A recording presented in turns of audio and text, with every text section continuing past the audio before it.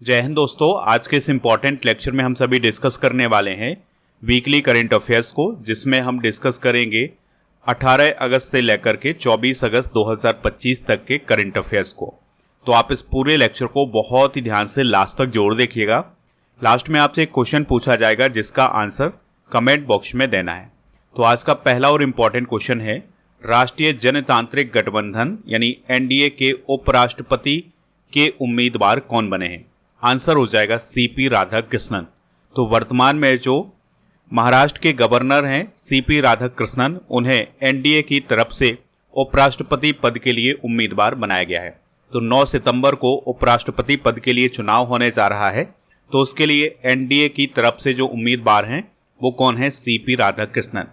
NDA की बात करें तो ये भाजपा और उसके जो सहयोगी दल हैं उनका गठबंधन है। तो उसकी तरफ से उपराष्ट्रपति पद के उम्मीदवार कौन बनाए गए हैं? सीपी राधाकृष्णन। देखिए दोस्तों, जो 17वें उपराष्ट्रपति का चुनाव होने जा रहा है उसके लिए नोटिफिकेशन आया था 7 अगस्त 2025 को, नामांकन हुआ है 21 अगस्त 2025 को और वोटिंग और रिजल्ट आएगा 9 सितंबर 2025 को। उपराष्ट्रपति बनने के लिए जरूरी योग्यताएं कौन कौन सी हैं? तो वह भारत का नागरिक होना चाहिए, कम से कम 35 साल की उम्र पूरी होनी चाहिए, राज्यसभा का सदस्य बनने की योग्यता होनी चाहिए और केंद्र या राज्य सरकार के अधीन किसी लाभ के पद पर नहीं होना चाहिए। तो ये 4 जरूरी योग्यताएं हैं उपराष्ट्रपति बनने के लिए। अगला क्वेश्चन है, ला गणेसन वर्तमान में किस राज्य के राज्यपाल थे जिनका निधन हो गया है?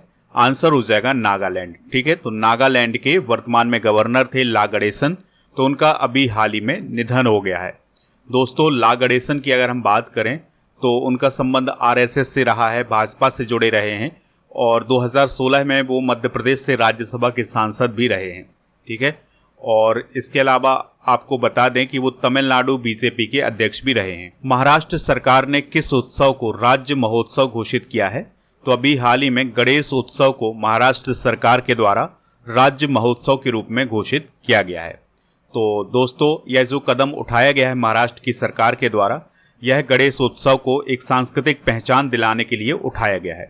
सार्वजनिक गणेश उत्सव की जो परंपरा है वो 1893 में लोकमान्य बाल गंगाधर तिलक ने शुरू की थी और लोकमान्य बाल गंगाधर तिलक के द्वारा जो ये परंपरा शुरू की गई थी, इसका उद्देश्य था ब्रिटिश शासन के खिलाफ सांस्कृतिक एकता और जन जागृति फैलाना। अगला क्वेश्चन है, क्वांट वॉक्स चेन्नई ग्रैंड प्रिक्स मास्टर्स 2025 किसने जीता है?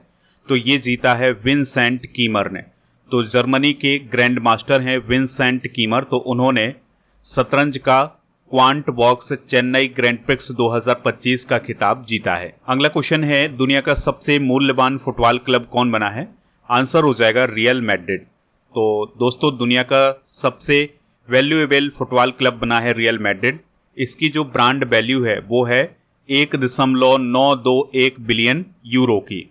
अगला क्वेश्चन है, शुक्र ग्रह के लिए वेनेरा डी मिशन कौन सा देश लॉन्च करेगा? आंसर हो जाएगा रूस। तो दोस्तों, रूस के द्वारा ये कहा गया है कि 2036 से पहले शुक्र ग्रह के लिए एक मिशन लॉन्च किया जाएगा जिसका नाम होगा वेनेरा डी मिशन और ये 2034 से लेकर 2035 के बीच में लॉन्च किया जा सकता है। और इस मिशन को लॉन्च करने का जो उद्देश्य है वो है शुक्र ग्रह का वैज्ञानिक अध्ययन करना। अगला क्वेश्चन है, 12वां एशिया कप पुरुष हॉकी 2025 का आयोजन किस राज्य में किया जाएगा? तो इसका आयोजन बिहार राज्य में किया जाएगा। ठीक है, तो 2025 में 12वां एशिया कप होना है पुरुष हॉकी का और ये राजगीर अंतर्राष्ट्रीय हॉकी स्टेडियम बिहार में आयोजित किया जाएगा 29 अगस्त से लेकर 7 सितंबर 2025 तक। बिहार में ये प्रतियोगिता पहली बार आयोजित किया जा रहा है और इसका जो शुभंकर है या मस्कट है ये क्या है? चांद, जो कि एक बाघ है।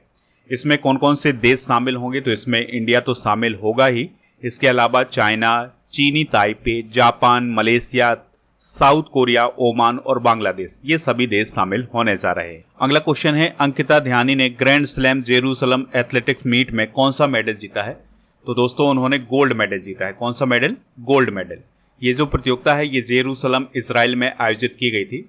इस प्रतियोगिता में अंकिता ध्यानी ने 2000 मीटर स्टीपल चेज प्रतियोगिता को 6 मिनट 13.92 सेकेंड में पूरा किया था और ये एक नेशनल रिकॉर्ड बनाया था। इससे पहले पारुल चौधरी का रिकॉर्ड था पारुल चौधरी ने 6 मिनट 14.38 सेकंड में रिकॉर्ड बनाया था। अब ये रिकॉर्ड टूट गया है और नया रिकॉर्ड किसके नाम हो गया है? अंकिता ध्यानी के नाम हो गया है। अगला क्वेश्चन है, भारत का पहला पूर्णतः महिला संचालित स्वच्छ स्ट्रीट फूड हब मौली स्ट्रीट फूड हब कहाँ स्थापित किया गया है? तो ये मुंबई में स्थापित किया गया है और यह एक ऐसा स्ट्रीट फूड हब है जिसका संचालन महिलाओं के द्वारा किया जाता है। इसका उद्घाटन किया था केंद्रीय मंत्री पीयूष गोयल जी ने और ये जो स्ट्रीट फूड हब है ये कांदीवली मुंबई में स्थापित किया गया है। अगला क्वेश्चन है, इंग्लैंड और वेल्स की सबसे कम उम्र की सॉलिसिटर कौन बनी है? तो उनका नाम है कृसांगी मेश्राम। तो इंग्लैंड और वेल्स की सबसे कम उम्र की सॉलिसिटर बनी है कृसांगी मेश्राम, जिनकी उम्र 21 साल है और इनका जन्म हुआ था पश्चिम बंगाल में और ये वर्तमान में यूएई में रहती हैं और 2022 में अंतर्राष्ट्रीय लॉ फर्म में नियुक्त हुई थीं। अगला क्वेश्चन है, 130वां संविधान संशोधन विधेयक 2025 के तहत किस स्थिति में प्रधानमंत्री या मंत्री को पद छोड़ना होगा अगर वह 30 दिन हिरासत में रहे? यानी कि अगर कोई मंत्री है या प्रधानमंत्री है, कोई मुख्यमंत्री है और वो अगर 30 दिन हिरासत में रहता है तो उसका पद चला जाएगा। तो इस प्रकार का विधेयक अभी हाल ही में पेश किया गया था सदन में और ये 130वां संविधान संशोधन विधेयक। अगला क्वेश्चन है, इंडिया गठबंधन की तरफ से उपराष्ट्रपति चुनाव 2025 के लिए उम्मीदवार किसे बनाया गया है? तो उम्मीदवार बनाया गया है बी सुदर्शन रेड्डी को। तो देखिए, एनडीए की तरफ से जो उम्मीदवार बने हैं वो बने हैं सीपी राधाकृष्णन। इंडिया गठबंधन जो कांग्रेस और उसके जो सहयोगी दल हैं उनका गठबंधन है, तो उसने उपराष्ट्रपति पद के लिए उम्मीदवार किसे बनाया है? वी सुदर्शन रेड्डी को। दोस्तों, जो वी सुदर्शन रेड्डी हैं ये एक रिटायर्ड जस्टिस। अगला क्वेश्चन है, मिस यूनिवर्स इंडिया 2025 का खिताब किसने जीता है? आंसर हो जाएगा मनिका विश्वकर्मा ने। तो दोस्तों, जो मिस यूनिवर्स इंडिया प्रतियोगिता 2025 थी ये जयपुर राजस्थान में आयोजित की गई थी और इसका आयोजन मिस यूनिवर्स इंडिया ऑर्गेनाइजेशन ने किया था। इसको जीता किसने है? मनिका विश्वकर्मा ने। ये राजस्थान की रहने वाली हैं। फर्स्ट रनर अप रही हैं Tanya Sharma, second runner up रही हैं महक ढींगरा और थर्ड रनर अप रही हैं अमिशी कौशिक। दोस्तों, अब जो मनिका विश्वकर्मा है ये मिस यूनिवर्स 2025 प्रतियोगिता में भारत का प्रतिनिधित्व करने वाली हैं। भारत की तरफ से अब तक कौन कौन मिस यूनिवर्स बनी है? तो सुष्मिता सेन 1994 में ये भारत की पहली मिस यूनिवर्स थी। लारा दत्ता सन 2000 में, हरनाथ संधू 2021 में। सौंदर्य प्रतियोगिताओं की विजेता डिस्कस करते हैं। जैसे मिस वर्ल्ड 2025 बनी है ओपल सुचाता चुआंगश्री जो कि थाईलैंड की हैं। मिस इंडिया यूएसए 2024 बनी है Caitlin Sandra. Miss Charm India 2024 बनी है शिवांगी देसाई। मिस यूनिवर्स 2024 बनी है विक्टोरिया केजर जो कि डेनमार्क की हैं। अगला क्वेश्चन है, Hurun India most valuable family business report के अनुसार प्रथम स्थान पर कौन है? तो प्रथम स्थान पर है अंबानी फैमिली। तो 2025 Hurun India most valuable family business report के अनुसार अंबानी फैमिली लगातार दूसरे साल टॉप पर है और अंबानी फैमिली की जो कुल संपत्ति बताई गई है इस रिपोर्ट में वो बताई गई है 28.2 लाख करोड़ रुपए की। अगला क्वेश्चन है, कबाक यानो किस राज्य की पर्वतारोही हैं जिन्होंने माउंट एल्ब्रुस पर अभी हाल ही में चढ़ाई पूरी की है? आंसर हो जाएगा अरुणाचल प्रदेश। तो अरुणाचल प्रदेश की पर्वतारोही हैं कबाक यानो। तो उन्होंने अभी हाल ही में रूस और यूरोप की सबसे ऊंची चोटी माउंट एल्ब्रस पर चढ़ाई पूरी की है। हाल ही में उन्होंने यानी इसी महीने अफ्रीका की सबसे ऊंची चोटी माउंट किलिमंजारो पर भी चढ़ाई पूरी की है और वह माउंट एवरेस्ट पर भी चढ़ाई पूरी कर चुकी हैं। माउंट एल्ब्रस की बात करें तो यह यूरोप और एशिया की सीमा पर है। इसकी ऊंचाई जो है वो है 5642 मीटर। माउंट एल्ब्रस काकेशस पर्वत श्रृंखला के अंतर्गत आता है और यह यूरोप की सबसे ऊंची चोटी है। यह एक सुप्त ज्वालामुखी है। इसके दो शिखर हैं, पश्चिमी शिखर और पूर्वी शिखर। तो सबसे ऊंचा जो है वो पश्चिमी शिखर है जिसकी ऊंचाई 5642 मीटर है, जबकि पूर्वी शिखर की जो ऊंचाई है वो है 5621। नेक्स्ट क्वेश्चन है, 2025 सिनसिनाटी ओपन का खिताब किसने जीता है? लेकिन यहाँ पर हम महिला एकल की बात कर रहे हैं। तो महिला एकल में सिनसिनाटी ओपन 2025 का खिताब किसने जीता है? इगा स्विएटेक ने जीता है।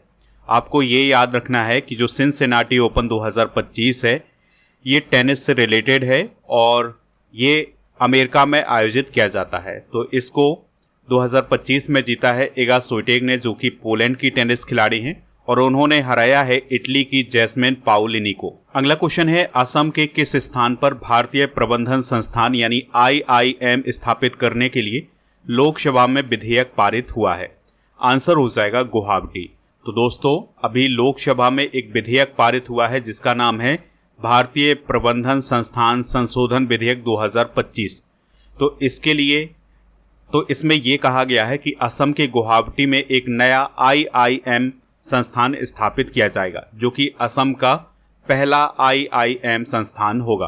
अगला क्वेश्चन है, उत्तर प्रदेश के जलालाबाद का नया नाम क्या रखा गया है? तो परशुरामपुरी नाम हो गया है जलालाबाद का। ठीक है, यानी अब जलालाबाद को परशुरामपुरी के नाम से जाना जाएगा। और ये जो जलालाबाद था ये शाहजहांपुर जिले में स्थित था। अगला क्वेश्चन है, दुनिया का सबसे बड़ा जनजातीय नेतृत्व कार्यक्रम आदि कर्मयोगी अभियान कब शुरू किया गया है? तो ये 19 अगस्त 2025 को शुरू किया गया है और ये जनजातीय कार्य मंत्रालय के द्वारा शुरू किया गया अभियान है। इसका उद्देश्य जनजातीय समुदायों को सशक्त बनाना।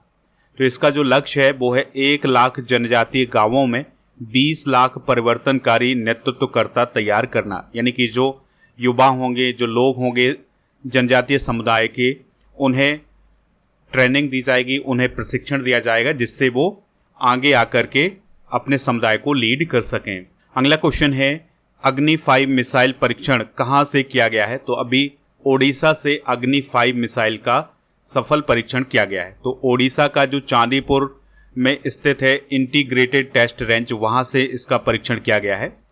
अग्नि 5 मिसाइल की अगर हम बात करें तो यह भारत की पहली इंटरकॉन्टिनेंटल बैलिस्टिक मिसाइल है। इंटरकॉन्टिनेंटल बैलिस्टिक मिसाइल का मतलब ये है कि ये एक महाद्वीप से दूसरे महाद्वीप में भी जा सकती है, यानी कि ये एशिया महाद्वीप से यूरोप महाद्वीप तक जा सकती है।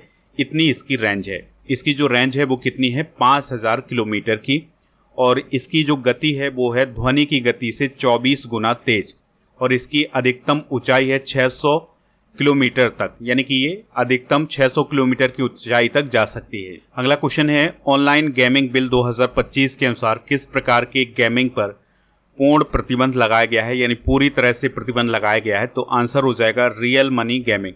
तो जो ऐसे गेम थे जिसमें रियल मनी का यूज किया जाता था, तुरंत पैसा लगाया जाता था, तो ऐसे गेम्स पर पूरी तरह से प्रतिबंध लगाया गया है ऑनलाइन गेमिंग बिल 2025 के अनुसार। ठीक है, तो इसको लोकसभा और राज्यसभा में पास कर दिया गया है। राष्ट्रपति जी की मंजूरी के बाद इसे कानून बना दिया जाएगा। ठीक है, तो इसका उद्देश्य ये है कि जो रियल मनी गेमिंग है उसको बैन किया जाए और जो ई स्पोर्ट्स हैं, सामाजिक गेमिंग हैं, उनको बढ़ावा दिया जाए। इसके अलावा डिजिटल इनोवेशन को भी प्रोत्साहित किया जाए। तो इसमें fantasy sports, rummy, poker, online lottery जैसे जो गेम हैं उन पर बैन लगाया गया है। अगला क्वेश्चन है, नए प्रस्ताव के तहत भारत में जीएसटी के कौन कौन से स्लैब रहेंगे? आंसर हो जाएगा 5 और 18। अभी क्या है, 0% का जीएसटी स्लैब है। ठीक है, इसके अलावा 5% का है, 12% का जीएसटी है और इसके अलावा है 18% और 28%। अब क्या किया जाएगा कि जो 5% और 18% वाला स्लैब होगा ये तो रहेगा, बाकी 12% और 28% वाला जो स्लैब होगा उसको खत्म किया जाएगा। अगला क्वेश्चन है, दुनिया में तीसरा सबसे बड़ा सौर ऊर्जा उत्पादक देश कौन बना है? आंसर हो जाएगा भारत। तो भारत ने जापान को पीछे छोड़ दिया है और ये दुनिया का तीसरा सबसे बड़ा सौर ऊर्जा उत्पादक देश बन गया है। इसके अलावा आपको याद रखना है कि भारत कुल स्थापित अक्षय ऊर्जा के मामले में चौथे स्थान पर है, पवन ऊर्जा के उत्पादन में चौथे स्थान पर है, सौर ऊर्जा के उत्पादन में वह तीसरे स्थान पर है। यहाँ पर अगर हम सौर ऊर्जा उत्पादन की बात करें तो चाइना पहले, अमेरिका दूसरे, भारत तीसरे और चौथे स्थान पर जापान है। अगला क्वेश्चन है, सिनसिनाटी ओपन 2025 में पुरुष एकल का खिताब किसने जीता है? काफ़ी इंपॉर्टेंट क्वेश्चन है।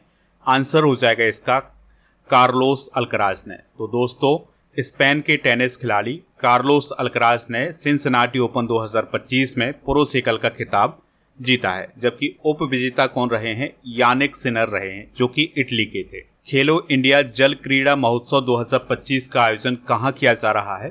तो जम्मू कश्मीर में इसका आयोजन किया जा रहा है। ठीक है, तो जम्मू कश्मीर में जो डल झील है वहाँ पर इसका आयोजन किया गया है 21 से 23 अगस्त तक। इसका जो शुभंकर था वो था हिमालय किंगफिशर, और इसका उद्देश्य था कि जो वाटर स्पोर्ट्स हैं उनको बढ़ावा दिया जाए। इसका आयोजन किया है भारतीय खेल प्राधिकरण और जम्मू कश्मीर खेल परिषद ने। इसमें जो कुल एथलीट शामिल हुए हैं वो 500 से अधिक हुए हैं, और इसमें राज्य और केंद्र शासित प्रदेश की बात करें तो 36 राज्य और केंद्र शासित प्रदेश शामिल हुए हैं। अगला क्वेश्चन है, भारतीय सेना द्वारा समन्वय शक्ति अभ्यास 2025 कहाँ शुरू किया गया है?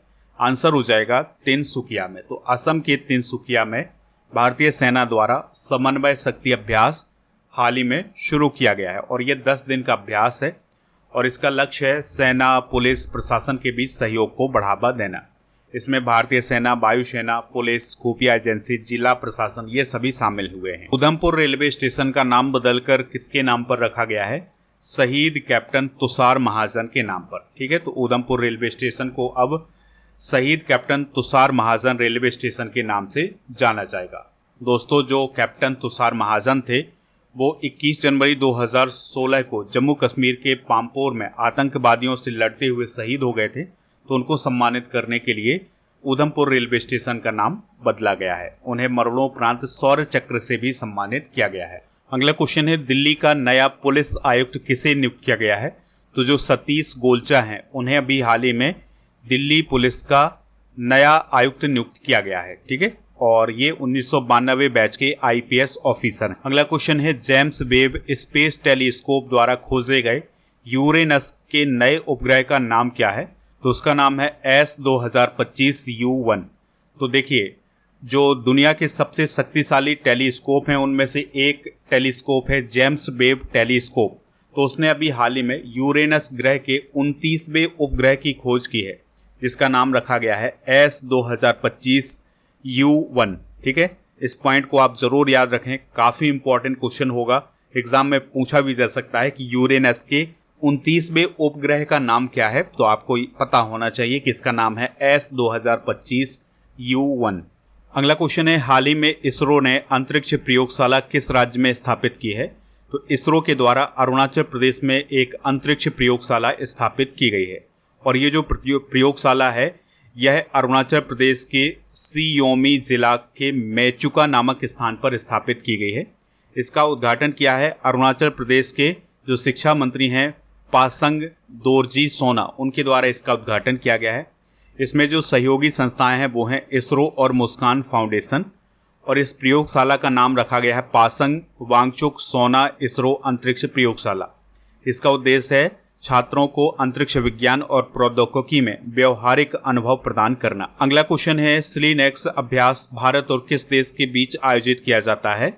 आंसर हो जाएगा श्रीलंका। तो काफ़ी इंपॉर्टेंट क्वेश्चन है, एग्जाम में भी पूछा जाता है।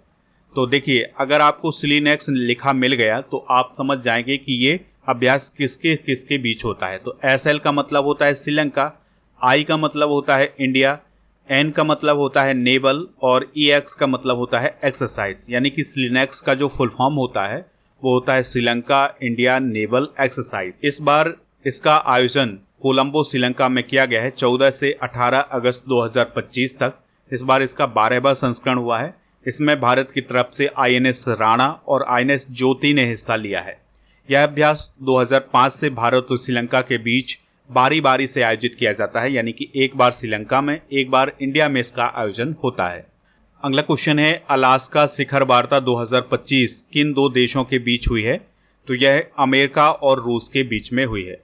तो ट्रंप और पुतिन के बीच में अलास्का शिखर वार्ता 2025 अभी हाल ही में आयोजित की गई है। जो अलास्का है ये अमेरिका में है, इस पॉइंट को आप याद रखिएगा।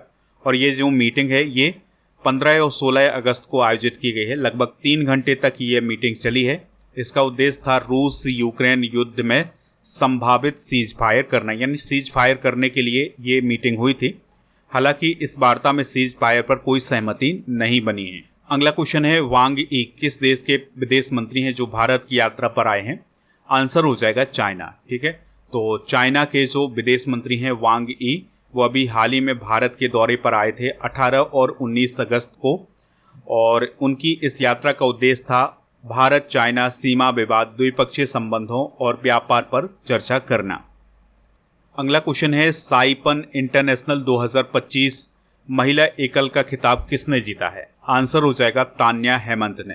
तो जो साइपन इंटरनेशनल 2025 प्रतियोगिता है ये बैडमिंटन से रिलेटेड है, तो इसको अभी हाल ही में तान्या हेमंत ने जीता है। ठीक है, ये जो प्रतियोगिता है ये उत्तरी मारियाना आइलैंड में आयोजित की गई थी जो कि अमेरिका के अंतर्गत आता है। तो इसको जीता है तान्या हेमंत ने और उपविजेता रही हैं कनाए सकाई जो कि जापान की थी। अगला क्वेश्चन है सालिया समन किस देश के क्रिकेटर थे जिन पर 5 साल का बैन लगाया गया है? आंसर हो जाएगा श्रीलंका। तो श्रीलंका के क्रिकेटर सालिया समन पर अभी हाल ही में 5 साल का बैन लगाया गया है और ये जो बैन है ये किसने लगाया है? आईसीसी ने, यानी इंटरनेशनल क्रिकेट काउंसिल ने। अगला क्वेश्चन है फॉक्सकॉन के बेंगलुरु प्लांट में हाल ही में किसका प्रोडक्शन शुरू हुआ है? आंसर हो जाएगा आईफोन 17, यानी अब भारत में आईफोन 17 भी बनाए जा रहे हैं और ये बेंगलुरु प्लांट में बनाए जा रहे हैं। तो जो फॉक्सकॉन बेंगलुरु प्लांट है यहाँ पर इसका प्रोडक्शन किया जा रहा है और इस प्रकार से ये चाइना के बाहर फॉक्सकॉन की दूसरी सबसे बड़ी आईफोन मैन्युफैक्चरिंग यूनिट है। अगला क्वेश्चन है अच्युत पोतदार कौन थे जिनका निधन हो गया है? तो वह एक प्रसिद्ध एक्टर थे, तो उनका अभी हाल ही में निधन हुआ है। उनका जो निधन हुआ है ये ठाणे महाराष्ट्र में हुआ है। अगला क्वेश्चन है मेलबर्न भारतीय फिल्म महोत्सव 2025 में सर्वश्रेष्ठ फिल्म कौन सी रही है? आंसर हो जाएगा होम बाउंड। तो देखिए अभी मेलबर्न भारतीय फिल्म महोत्सव 2025 का आयोजन हुआ है मेलबर्न ऑस्ट्रेलिया में। इसकी शुरुआत 2010 से हुई थी और इसका आयोजन मेलबर्न ऑस्ट्रेलिया में ही किया जाता है। इसका उद्देश्य है भारतीय सिनेमा की विविधता को अंतर्राष्ट्रीय मंच प्रदान करना। देखिए 2025 के जो विजेता हैं वो कौन कौन हैं? तो सर्वश्रेष्ठ फिल्म रही है होम बाउंड, बेस्ट डायरेक्टर रहे हैं नीरज घायवान होम बाउंड फिल्म के, सर्वश्रेष्ठ इंडी फिल्म रही है अंगम माल और बेस्ट एक्टर फिल्म रहे हैं Abhishek Bachchan, best actress film रही हैं गीता कैलासम और बेस्ट वेब सीरीज रही है ब्लैक वारंट और इसके अलावा बेस्ट एक्ट। अगला क्वेश्चन है दुबई अंतर्राष्ट्रीय हवाई अड्डे ने किस तकनीक पर आधारित यात्री कॉरिडोर की शुरुआत की है? आंसर हो जाएगा आर्टिफिशियल इंटेलिजेंस। तो दोस्तों दुबई अंतर्राष्ट्रीय एयरपोर्ट पर एक आर्टिफिशियल इंटेलिजेंस कॉरिडोर की शुरुआत हुई है जिसका उद्देश्य यात्रियों की पहचान करना, सुरक्षा जांच करना और इमिग्रेशन प्रक्रिया को स्वचालित करना। तो ये जो कॉरिडोर बनाया गया है यहाँ पर आर्टिफिशियल इंटेलिजेंस के माध्यम से यात्रियों की पहचान की जाएगी, उनकी सुरक्षा की जांच की जाएगी और इमिग्रेशन की प्रक्रिया भी आर्टिफिशियल इंटेलिजेंस के माध्यम से पूरी की जाएगी। क्वेश्चन है देश की पहली हटाने योग्य सौर पैनल प्रणाली का शुभारंभ कहाँ किया गया है? तो इसका शुभारंभ किया गया है वाराणसी में। तो देश की पहली हटाने योग्य सौर पैनल प्रणाली का शुभारंभ वाराणसी में किया गया है। तो इसमें क्या किया गया है कि पटरी के बीच में जो खाली स्थान होता है वहाँ पर सोलर पैनल लगाए गए हैं। तो इस प्रकार की पहली बार कोशिश की गई है, पहली बार ऐसा प्रयोग किया गया है जहाँ पर रेल की पटरी के बीच सोलर पैनल लगाए गए हैं और ये लगाए गए हैं वाराणसी में।